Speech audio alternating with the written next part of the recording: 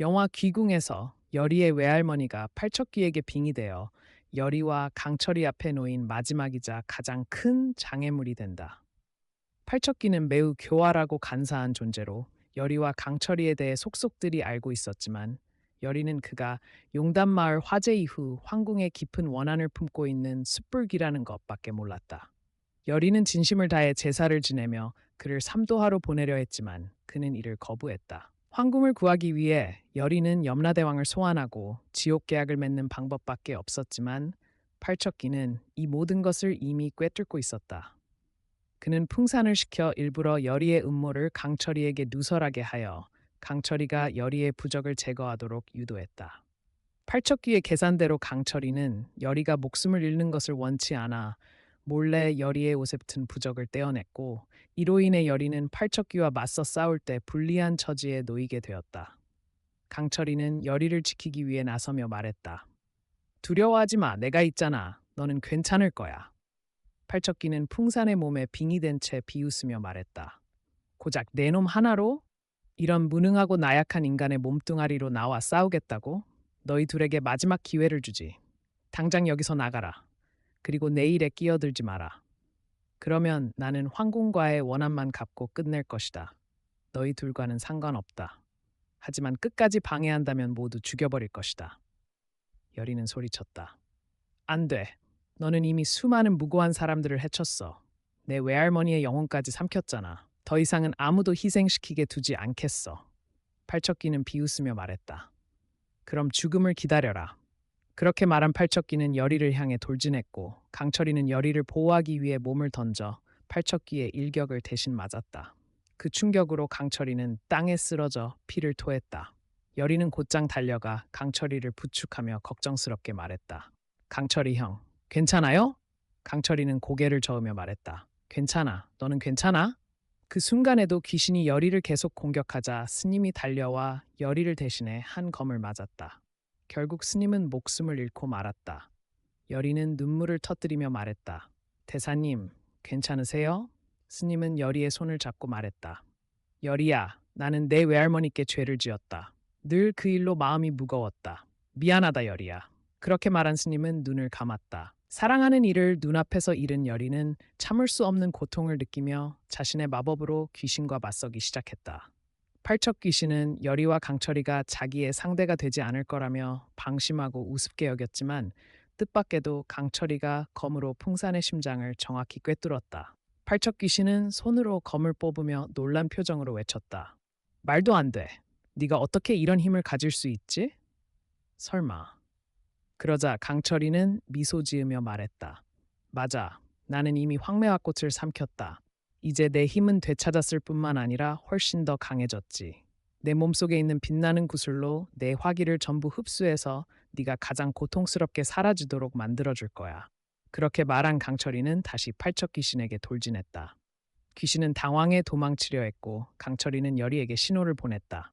여리야, 빨리 저 녀석을 막아. 여리는 곧장 부적과 주문으로 귀신을 동굴 안에 꽁꽁 묶어버렸다. 귀신은 몸부림치며 절규했다. 너희들, 이럴 수가. 그때 강철이는 때가 왔음을 직감하고 몸속에 빛나는 구슬을 사용해 팔척 귀신을 봉인했다. 황매화꽃을 삼킨 후 강철이의 힘은 엄청나게 강력해졌고 얼마 지나지 않아 귀신의 힘은 급격히 약해졌다. 강철이는 외쳤다. 여리야, 빨리 퇴마석으로 녀석을 없애. 여리는 강철이의 뜻을 이해하고 퇴마석을 꺼내 풍산의 몸에 찔렀다. 하지만 바로 그 순간 귀신은 풍산의 육체에서 빠져나와 여리의 외할머니의 영혼을 이용해 그녀와 마주했다. 수년 동안 그리워하던 외할머니가 눈앞에 서 있는 모습을 본 여리는 즉시 손을 걷어들였고 눈에 눈물이 고이며 말했다. 할머니, 진짜 할머니세요? 팔척 귀신은 여리의 외할머니 영혼을 이용해 그녀를 조종하려 했다. 여리야, 나야. 네 할머니야. 어서 이리 와. 외할머니를 그리워하는 마음이 너무 컸던 여리는 눈앞에 있는 존재가 귀신임을 인지하지 못하고 서서히 다가가기 시작했다. 그 모습을 본 강철이는 소리쳤다. 여리야, 안 돼. 그분은 네 할머니가 아니야. 저건 팔척 귀신이야. 외할머니인 척해서 너를 속이려는 거야. 정신 차려. 여리는 강철이 쪽을 바라봤다. 강철이는 계속해서 빛나는 구슬로 귀신을 억제하려 애쓰고 있었다. 그 모습을 본 여리는 마음이 아팠지만 눈앞에 있는 외할머니의 모습에서 벗어날 수 없었다. 외면할 수 없었다. 여리가 갈등하는 모습을 본 팔척 귀신은 다시 말했다. 여리야, 어서 이리 와. 할머니가 너를 너무 그리워했단다. 어서 오렴. 여리는 귀신에게 천천히 다가갔다. 손이 외할머니를 향해 닿으려는 순간 강철이가 말했다. 여리야, 우리가 서로 한 약속을 기억해봐. 팔척 귀신을 물리친 후 넌 진짜 외할머니의 영혼을 다시 만날 수 있다고 했잖아. 우리가 이 황궁을 떠나 용담 마을로 돌아가기로 했잖아. 내 외할머니는 이미 저 귀신에게 불에 타 죽었어.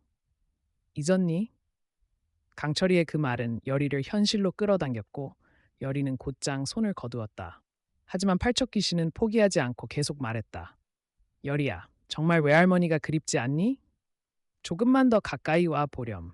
여리는 눈을 꼭 감고 팔척 귀신이 황궁에 끼친 고통과 절망을 떠올렸다. 그녀는 눈물을 흘리며 말했다. 외할머니, 정말 죄송해요. 하지만 외할머니를 위해 백성들을 해칠 순 없어요. 그렇게 말한 여리는 테마석을 꺼내 외할머니의 형상에 그대로 찔러 넣었다. 팔척 귀신은 고통스럽게 비명을 질렀고 외할머니의 형상은 사라지며 여리 앞에 드러난 건 극도로 끔찍한 팔척 귀신의 본 모습이었다. 귀신은 비명을 지르며 몸에서 연기가 솟구쳤고 결국 그 육체는 산산조각 나며 부서졌다. 그 충격으로 강철이는 힘이 모두 빠져 땅에 쓰러지며 의식을 잃었다. 여리는 급히 달려가 강철이를 안으며 걱정스럽게 말했다. 강철이 형, 괜찮아요? 제발 정신 차려요. 절 혼자 두고 가지 마요. 죽으면 안 돼요. 그때 여리의 외할머니의 영혼이 나타나 말했다. 여리야, 슬퍼하지 마렴. 저 아이는 괜찮아. 잠깐 잠든 것뿐이란다. 그 아이는 자기 몸속 구슬로 팔척 귀신의 화기를 전부 흡수했단다. 팔척 귀신이 사라졌다는 건 그 구슬의 힘도 다 사라졌다는 뜻이지.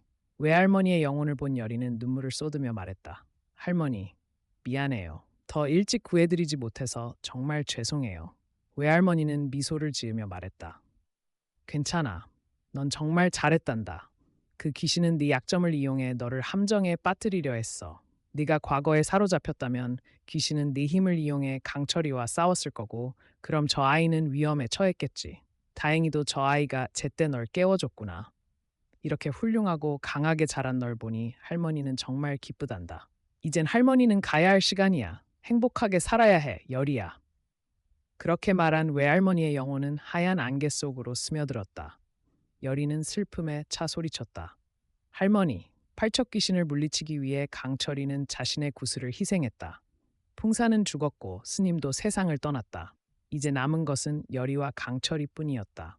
여리는 강철이를 집으로 데려가 쉬게 했다. 하지만 강철이는 오랜 시간 동안 깨어나지 않았고 그 모습을 걱정한 최원우의 딸이 강철이를 찾아왔다. 그녀는 손에 황매와 화분을 들고 있었다. 여리는 호기심에 물었다. 꽃이 피었나요? 그녀는 대답했다. 응, 며칠 전에 활짝 폈었어. 그런데 어쩐 일인지 갑자기 다 시들어 버렸어. 단 한 송이만 남았지. 혹시라도 도련님이 그 꽃을 못 보게 될까봐 이렇게 가져왔어. 그 말을 들은 여리는 무언가를 깨달은 듯 급히 그 꽃 한 송이를 따서 그릇에 담고 물을 부은 후 강철이에게 마시게 했다. 과연 강철이는 깨어날 수 있을까? 강철이와 여리는 과연 해피엔딩을 맞이할 수 있을까? 다음 영상에서 그 결말을 확인해 보세요. 시청해 주셔서 감사합니다.